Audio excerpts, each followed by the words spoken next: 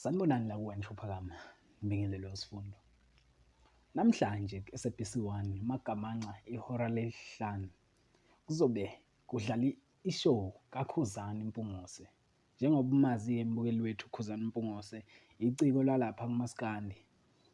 Uzobe ezoveza-ke imvelaphi yakhe ukuthi ukhule kanjani ukuze zifike la emculweni kamaskandi ney'ngqinamba nje abhekane nazo ukuze efike kulo mculo. Sethemba nje mbukeli wethu ngeke ikuphuthe le show kaKhuzani Mpungose. Yiyo nje ukuthi uncedo lwenu lokubuka selingenzeka ukuthi likhulise ukuthi lamashow elokheza kwabaculi bamaskandi kulandele abanye noma kuqhubeke yena lo mculo kamaskandi noma kulandele abanye abaculi abayingxenye kamaskandi. Sethemba mbukeli wethu uzoyibuka-ke le show.